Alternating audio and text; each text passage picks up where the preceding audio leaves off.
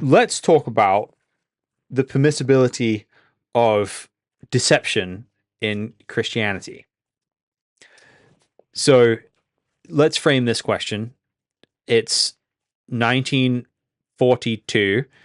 You're an evangelical Christian in Germany and you're hiding Jews in the basement, and the SS Obersturmführer comes to your house and asks you, Herr Utkorn, this is not a German name, but never mind for now. Are you hiding Jews in your basement? As a Christian, what are your options in that situation? Yeah. So in that situation, um, the way I've always looked at that situation is like, all right, there is a conflict, internal conflict that happens in hopefully in the heart of a Christian whenever they speak a lie, right? But uh, this is just my commentary on it. If you're evil and you're seeking to do evil, I think me overcoming evil is more important in that moment than me answering your question truthfully, right? So, obviously, the Nazis were the most, like, to date, the most horrible people who have ever held power for a stretch of time, you know. And I know that the modern comparison right now is that like, oh, Trump's a Nazi, Republicans are Nazis, blah blah. Blah. Listen, Nazis are Nazis, bro. That's Nazis or Nazis. Nazis are Nazis, and telling you know the officer that came to my house in 1942 or whatever, um, that there are no Jews here, you know. Oh, I saw them run down the street. You know what I mean? Like Yeah. that kind of thing. Is more important, right? Thwarting your evil is more important than me giving that particular person in that particular thing an honest answer.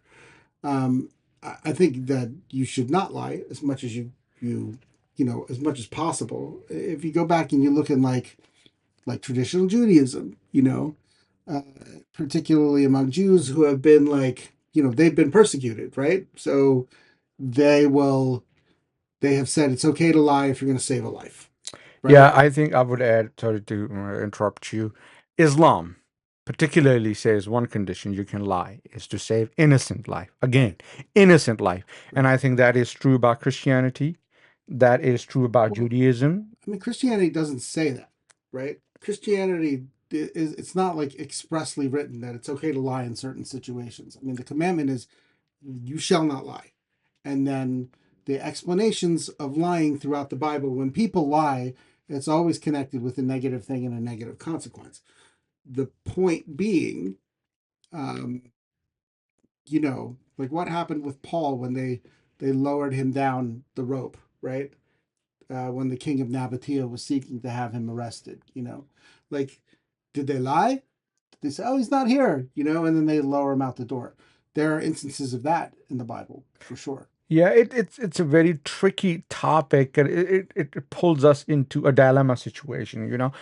We use that analogy of a train track where there is three people on one side and there is one, and there is a train coming, and you have to pull the lever on one side, whether you will say one or three, or let it go on a natural way, right? So it's either you're killing one or you're killing three, or you're giving it to a natural cause. So at the end of the day, I think. No matter what religion you look into, it does say that there are exceptions. The major rule is do not lie. But if it is come to saving an innocent life, I think you are allowed to lie, as you lied to save the Jews in Well, you know, 1943. I wasn't there, but I'd like to think I would have done that. Um, the main issue with lying is that it's supposed to be something that like you you are conflicted about. Like, should I tell a lie in this instance? And I think that goes beyond like a religion. I think that that's just something that God built into our hearts, right? Like falsehood is something that you either reject or you adopt, and then you change because you adopted a falsehood. So the examples I'd cite biblically where this is like kosher, it would be Exodus 17, where Pharaoh commands, sorry, Exodus 1:17, where Pharaoh commands the death of all the Hebrew babies. And it says, but the midwives feared God and did not do as the king of Egypt commanded them, but let the male children live. So the king of Egypt called the midwives and said to them, why have you done this and let the male children live? The midwives said to Pharaoh, because the Hebrew women are not like Egyptian women, for they are vigorous and give birth before the midwife comes to them. That's a lie because it says they let the children live, Right. right? And they're saying, oh, they were too fast for us, Right. Right. right? Right. So they're lying. Yes. And God's response to that, so God dealt with the midwives and the people multiplied and grew. So God dealt well with the midwives. Mm-hmm. So So not yeah, all right. I recant what I said before. How it's always negative. That's a great example and of a positive. and they're rewarded for it. Yeah. And the other example would be Rahab and the spies. Yep. And and so some people would say, well, it's it's the lesser of two evils in the situation. And I would simply say it's not evil in that situation. I mean, she's not more than not evil. Like she's counted as like a faithful person. Yes. So in James 2:25 it says, and in the same way was not also Rahab the prostitute justified by works when she received the messengers and sent them out by another way. Right. So her course of actions, which Yeah. include hiding them and saving their lives, includes lying. I think it boils to character, right? Like your original character, because one of David's sons falls in love with his sister, right? Uh, and his friend is egging him on and helps him concoct this entire lie to get her to come to him, so that he can be with her. And then he loses it and rapes her, and then he hates her, and the whole story progresses. That's how Absalom killed off all his brothers. So, uh, you know, when we're thinking about what a lie is, that's usually what a lie is, Mm-hmm. right? It's not, it's not always like it's not always that. There are certainly like, okay, it's 1942 and they're going to kill, you know what I mean? They're going to kill all these Jewish people and they're hiding in the basement. Um, so I think, yeah, I think it's important to clarify that though. You know what I Yeah. mean? Because you can, I don't know, no one wants you walking away from this conversation and being like, it's okay, Right. just Right. like, Yeah. If you can actually save someone's life, great, but don't let the hidden Jews in the basement in World War II justify your lie to your wife, right? right, Yeah, and I know, like, if your lie is to deceive someone, and deceive in the sense of evil, right? Then it is very bad. But if it is saving somebody, again, innocent, not guilty. If someone is yeah, guilty and hiding with you, and the authorities comes and says, "Oh, is this somebody hiding?" and you deliberately knowing that he is the culprit, save it. Then using the lie, then it's a sin. in that circumstance, right? Like you're looking at the Ten Commandments. Let's just take the Ten Commandments as a basic thing, right? They come to your door and they want to kill the Jews. Okay, um, you look at that and you say, "You shall not lie," right? But you also shall not murder.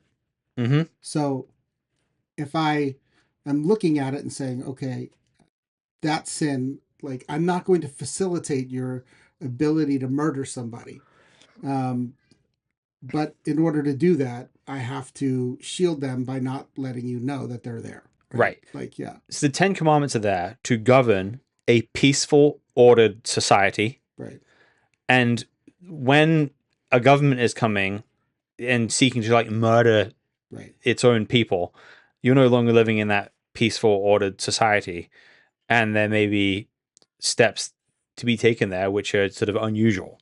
right. I mean, I think, when Jesus says that the whole Torah rests on, you shall love the Lord your God with all your heart, with all your soul, and your strength, and you shall love your neighbor as yourself, right? Like, so the Shema and the V'ahavta are like, you know, not just stuff that comes out of Judaism. It's essentially what the entire Bible hangs on, all the commandments hang on. So to be able to say, like, all right, does this love God? Is this me loving God? Is this honoring God? Is this me promoting the things that God wants promoted? And does it result in love for your neighbor? Which is obviously not letting them die, right? But not letting them be killed because of their their ethnicity.